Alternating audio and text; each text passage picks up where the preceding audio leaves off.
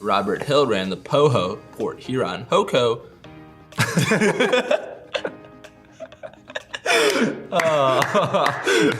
That's hot cocoa there, buddy. Hello, Ridge Runner Nation. We're back and better than ever with a new edition of the Weekly Rundown, where we talk about all things trail and ultra running from Southeast Ohio and all the running news from the East Coast. I'm your host, the faster host, Michael Owen. And I'm the better host, Wesley Hart. This week we're coming to you from the OVRC studio. We will cover results from the Mountain Mist 50K, the Skydive Ultras, the start of the Arrowhead 135, and more. We'll also highlight all the running news from the East Coast and the world of Strava. But first, a look at the Paul Barty streak. Thanks, Wes. While Paul Barty did extend his half marathon distance streak to 424 weeks, he's in the news for something completely different this week because actually, Mr. Barty is the subject of the rant of the week. On Monday, Barty titled his Strava entry, quote, "Outside with Dave H, because treadmills are evil. So glad it isn't July, ... thermometer emoji. Where is everyone?" End quote. Well, needless to say, Barty received a lot of flack for this title, mainly because of the "where is everyone" quote. Yeah, so be it that cold temperatures and ice and wind may have kept people indoors running on treadmills, but you know what? They are still running. And just because you are out there doing it and others are indoor on treadmills doesn't mean you're any better, stronger, or more of a runner. The way I look at it, if people are being active, healthy, and they choose to do it on a treadmill, then good for them. Plus, some people have kids. They can't run outside in the cold with them in their strollers, and the only way they can do it is if it's on a treadmill. Or some people are actually smart and avoid icy conditions to remain injury-free. Or perhaps some people simply enjoy and don't mind running on a treadmill. So, enough of this, I am holier than thou. I'm out here at 5:30 a.m. on the coldest day of the year. Where is everyone talk? Let's start supporting your fellow runners and active people. I was once told, if you can't say anything nice, don't say anything at all. And yes, that does apply to Strava. End rant. And in lighter news, in case you missed it, we are officially in contest mode. Since you helped us reach 150 subscribers on YouTube, we are giving away a free race entry to the Iron Furnace Trail Run. All you have to do is head over to our Facebook page, facebook.com/ridgerunners. We will post a link in the description. Scroll down to find our contest video, watch the video, share the post, comment on it, and subscribe right here on YouTube, and you'll be eligible to win. We are going to pick the winner of the contest live on the next show. Contest remains open through February 4th. Good luck, Ridge Runner Nation. Thank you, Wes. Okay, let's cover some race results, shall we? The Mountain Mist 50K took place over the weekend, a staple early season 50K down in Alabama dating back to 1995. On the men's side, it was no surprise to see Ohio resident David Riddle takes the overall win, running 3 hours and 52 minutes. Incredibly, that's Riddle's 7th win over the past 10 years. He absolutely owns the Mountain Mist 50K. It's awesome. Now, Nathan Holland and Tony White followed up about 10 minutes back in second and third, running 4 hours and 4 minutes and 4 hours and 8 minutes respectively. On the women's side, a familiar name came out on top, Liz Canty. Canty ran 4 hours and 48 minutes, 4 minutes slower than last year, but she improved on her second place finish from a year ago. Carrie Larimore and Danielle Patterson were second and third in 5:23 and 5:46. Does anyone know the fastest start to an ultra marathon? Jet airplane? I don't know. Close. At the Skydive Ultra, runners start by jumping off a plane and soaring to the earth before pulling their parachute. Well, that's probably where they would soar to. This race is absolutely loaded with elevation, but it's all in the first 2 miles as you climb up to 13,000 feet on an airplane. Is that a Strava? Is that recorded on Strava? It has to be. Okay. Once you land, you start the run. They have all distances from 10K to 200 miles.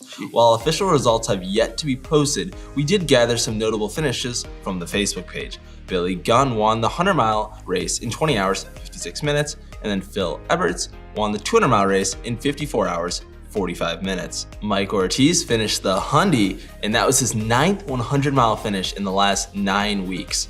Wow. Yeah. On the women's side, it was Marilyn Shuplak who won the 100K in 20 hours, 26 minutes. It looks like Sue Edwards finished the 150-mile race in 39 hours, 43 minutes.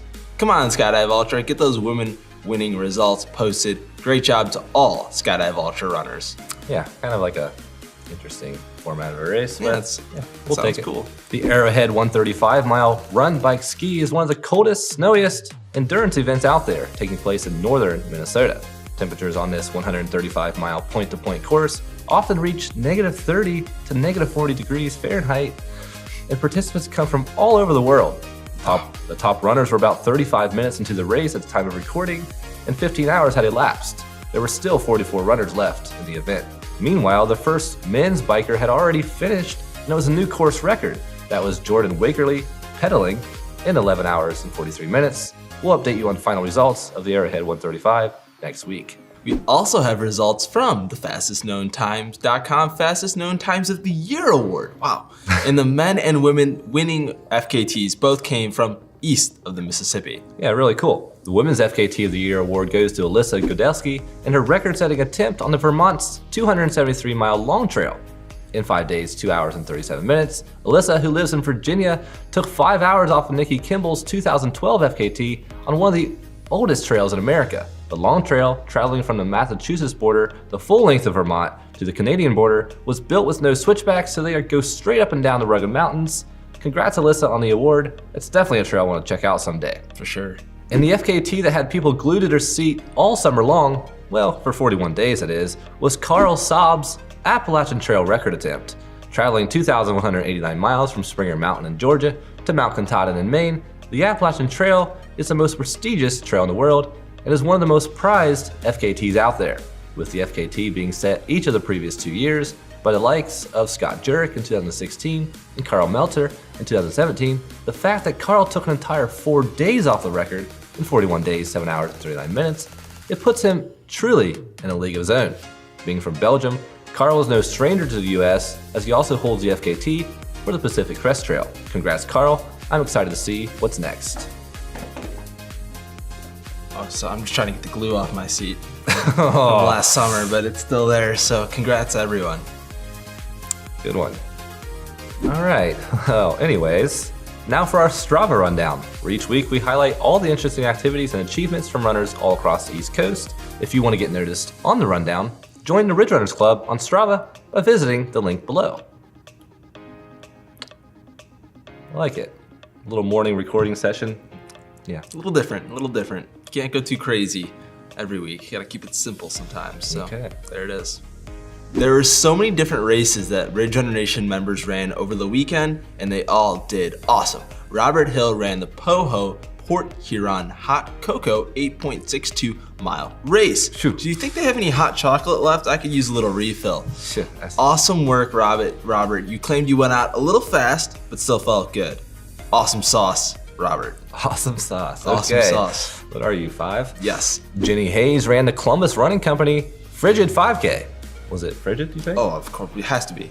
She took first place female in her age group. Looks like the race gives away cookies for top finishers. I'll have to make a note of that. Great job, Jenny. If you need help finishing, Jenny, you can send them our way, and we'll help you take care of those cookies. Yeah, you should bring them in March for Wesley when they're all crusty. Perfect. Waylon Burke ran the Miracle Match Marathon, also known as the MMM, in Waco, Texas over the weekend. Is it Miracle or Miracle? Miracle. Is it Waco or Waco? Waco. No, it's not. We'll see. Ridge Runner Nation, let us know. Waylon claimed that he would have preferred to run the trail race a day earlier, but had work obligations. Way to get after it casually by running a marathon anyway. Yeah, quit your job to run that trail race. Nick McDonald ran the Ohio Northern Polar Bear Indoor Marathon and took the overall win. The race is run on 200-meter indoor track, and a member from ONU, cross country or track team, keeps track of your laps. Big help. I would definitely lose count after the first few. But how many laps is that? Like 104 laps? 208 actually, because it's a 200-meter track. Yeah, that's ridiculous. Whoever does that is You know just... who I feel bad for? I feel bad for the people who keep track of the laps. They're the real heroes there. Yeah, it's just, I don't know why they call it the Polar Bear Marathon either, because it's indoors. It's like the complete opposite of the Polar Bear Plunge or whatever. That's true. They should add a polar bear punch to it. In the steeplechase pit or something? Yeah, oh, that'd be perfect. Just fill it up, get a nice little polar bear in there, and it'll be perfect to go. Hey, do you want to run to lunch later? Me? Yeah. Oh yeah, sure. What are you thinking? Miles, because that's exactly what Hank Hepperly did on Sunday. He ran a point-to-point 21.5-mile run to to meet someone for lunch. Absolutely crazy. Awesome sauce. Any guesses to what he ate? Let us know in the comments below. I'm gonna guess pizza. I'm gonna go with a burger. Could be vegetarian. Did he run back? He didn't. He should have. That's really lame. Next time. Lots of wood topics on the Strava Spirit this past week. Alyssa Chance posted this picture from the side of a trail of a cut blowdown with a perfect heart-shaped log. And Gabe Rainwater got in a tired tin after cutting firewood all day. Hey Gabe, I also heat my barn with wood. How about saving a few cords for me? Thanks, much appreciated. Your barn. Yeah, I live in a barn. Oh, don't think I knew that. And with that, thanks for tuning in this week's Rundown from the Ridge Runners. Be sure to check back next week. We'll deliver news on the URA 40 miler, the John Dick Memorial Krusty 50 miler, the Hallucination 24 hour, and more. In addition, subscribe to our YouTube channel and smash the bell below, and you'll be notified every single time we release a new video. You can also find us in podcast form on Apple iTunes and Google Play. I'm your host, the better host, Wesley Harden. And I'm your faster host, Michael Owen. And we'll see you next week on the Weekly Rundown.